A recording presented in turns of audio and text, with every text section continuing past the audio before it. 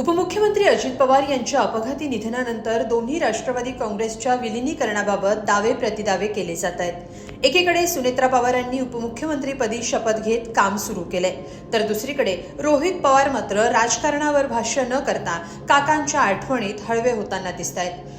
रोहित पवार यांनी एक्सवर एक post share करत अजित पवारांचं मोठेपण अधोरेखित केलंय।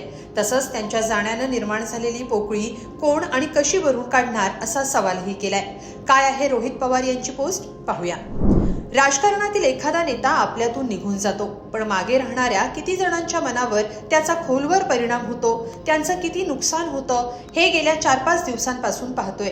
सध्या अनेक लोक भेटतायत आणि अजितदादांबाबतच्या त्यांच्या असंख्य आठवणी भावुक होऊन सांगतात। हे लोक फक्त राष्ट्रवादी काँग्रेस पक्षाशी किंवा राजकारणाशी संबंधित आहेत असं नाही, तर सामान्य माणसं आहेत। पण अजितदादांमुळे त्यांच्या जीवनात कसं परिवर्तन झालं, अजितदादांनी त्यांचं कोणतं काम केलं, कशी मदत केली, हे सांगत असताना त्यांना अश्रू आवरणं कठीण होतंय।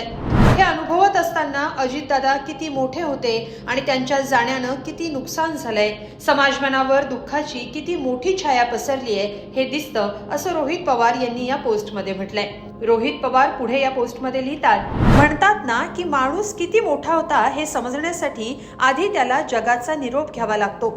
अजितदादांचं मोठेपण माझ्यासारख्या कुटुंबातल्या व्यक्तीला तर पहिल्यापासूनच माहीत होतं, पण त्यापेक्षाही अजितदादा किती मोठे होते हे मलाही आता पुन्हा नव्यानं अनुभवायला मिळतंय। अजितदादांवर प्रेम करणारी ही माणसं आज पोरकी झालीत आणि त्यांच्या डोक्यावर पुन्हा छत्र धरण्याची खूप अवघड जबाबदारी आमच्यासारख्या नवीन पिढीवर आली आहे, ती आम्ही आमच्या परीने नक्कीच निभावू।